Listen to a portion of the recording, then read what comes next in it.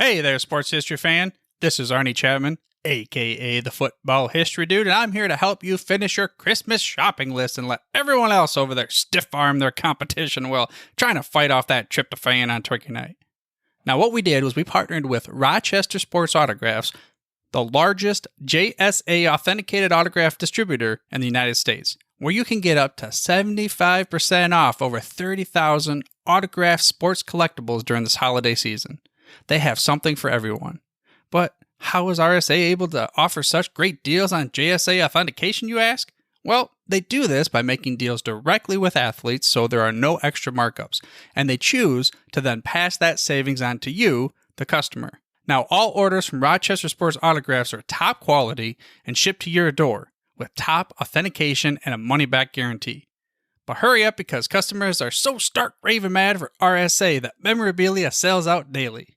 All you have to do is head over to shoprsa.com/SHN. Again, that's shoprsa.com/SHN.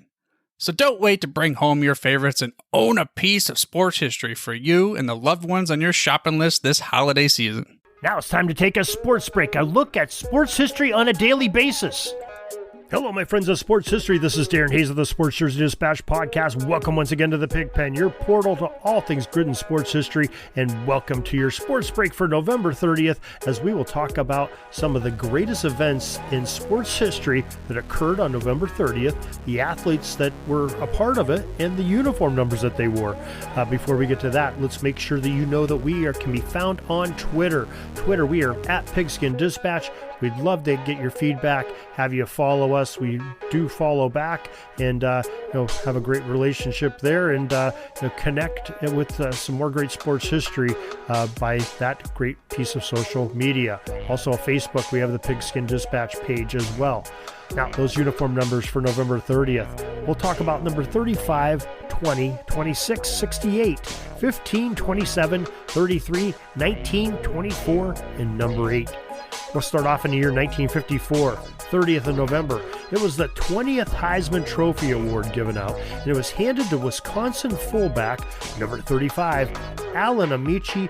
You can remember him as probably being a Baltimore Colt in his professional career, but at Wisconsin, he was a stud back there too. Wore number 35 with the Colts and with the Badgers at Wisconsin. The next stop on our November 30th timeline is 1959, the 1960 NFL Draft, and number 20, Billy Cannon from LSU, became the first pick by the Los Angeles Rams, and what a great career he had as a Ram in the NFL. November 30th, 1961, and Billy Williams, number 26 of the Chicago Cubs, was voted as the National League's Rookie of the Year that season. Great season by Mr. Williams. 1963, November 30th, the CFL Grey Cup was played at Empire Stadium in Vancouver, and the Hamilton Tiger Cats defeated the BC Lions 21-10. But there was a controversial sequence during that game with two Americans that decided to go at it and had, almost come to blows, I guess, is what you would call it. Number 68, Angelo Mosca, and number 15, Willie Fleming were the two big men that sort of got into a heated discussion, we'll say. November 30th, 1968, another Grey Cup was played, only this time CNE Stadium in Toronto. The Ottawa Rough Riders defeated the Calgary Stampeders 24-21 in a close game. Most valuable player in that game was number 27, Vic Washington, who had a 79-yard touchdown run, and it was a Grey Cup record at the time, and that record still stands today for the championship game of the CFL. November 30th, 1976, the 42nd Heisman Trophy Award was given to Pitt Panther running back number 33, Tony Dorsett, who, of course, went on most famously to play with the Dallas Cowboys in his NFL career. Also had some stints a couple places after that, but most famously, he's a Cowboy. November 30th, 1981, New York Yankees number 19, Dave Righetti, won the American League Rookie of the Year award. November 30th, 1993, the NFL formally announced that it would add a 30th franchise, and that franchise, after a lot of speculation, would become the Jacksonville Jaguars. November 30th, 2015, the Los Angeles Lakers star, number 24, Kobe Bryant, announced his intention to retire at the end of that 2015-2016 season. Later on, the Lakers retired not only the number 24 that he wore that day, but also the jersey that Bryant wore earlier in his LA career, which was number 8.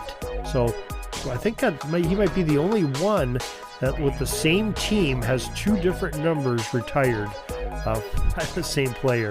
Number 8, number 24, Los Angeles Lakers. So that is your sports history for today, your sports break for November 30th. We are so glad that you joined us here for this great pieces of history of sports. Hope you'll join us each and every day for more great sports history. You can find us at jerseydispatch.com and pigskindispatch.com, and we have a whole lot more sports history to bring you each and every day. So till tomorrow, everybody, have a great sports history day. To mention that we have a great contest coming out for you that join up with our newsletter and participate in it by reading it and opening up and clicking. We'll be monitoring that, and some folks that do that, we'll be awarding some special prizes that we have coming out, and some of it may be some editions of a great book that you can get in hardcover right now, great for a Christmas present. It's available on Amazon, Barnes & Noble, Books A Million, and Walmart, and that is Spies on the Sidelines, The High-Stake World of NFL Espionage by Kevin Bryant. Kevin, we would love to have you buy his book, but we're also going to be giving away 2 ebooks here by the middle of December by folks that are looking at our newsletter. So make sure you take advantage of those opportunities. This penalty kill is almost over. I got to get back out on the ice. But thanks again for joining us for another great edition of Sports Jersey Dispatch Podcast. We'll see you tomorrow. We invite you to check out our websites, jerseydispatch.com and pigskindispatch.com. Not only see the daily sports history, but to experience the preservation of great events and people that play the games. Find us on Pigskin Dispatch. It's also on social media outlets of Facebook, Twitter, Instagram, and don't forget the Pigskin Dispatch YouTube channel. You get all your daily sports history. Pigskin Dispatch is happy to be associated with the Sports History Network, the sports headquarters of yesteryear, found at sportshistorynetwork.com. This podcast is part of the Sports History Network, your headquarters for the yesteryear of your favorite sport. You can learn more at sportshistorynetwork.com.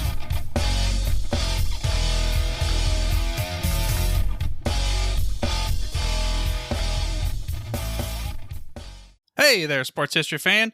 This is Arnie Chapman, a.k.a. the Football History Dude, and I hope that you enjoyed this recent episode presented by the Sports History Network and were able to learn some good old-fashioned sports history knowledge nuggets. I started the Sports History Network back in 2020 with the mission to help podcasters find a community of like-minded sports history nerds, as well as helping aspiring podcasters to start their own shows. We have a little bit over 30 shows on the network right now covering all sorts of sports history, but as far as I'm concerned, we're just at the toothpick in the ocean moment, that can't even figure it out because there's so much more coming. We wanted to create the ultimate headquarters for sports yesteryear, starting with Podcast Network and our website, but we're going to continue to move into other mediums as well. And here's the cool part, because we want you to be part of our team.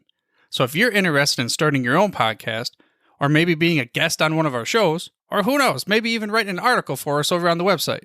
Seriously, all you gotta do is reach out to us on the contact page over at sportshistorynetwork.com. You can be as technologically savvy as a Neanderthal tapping on a stone trying to figure out this whole hieroglyphics thing back in the day.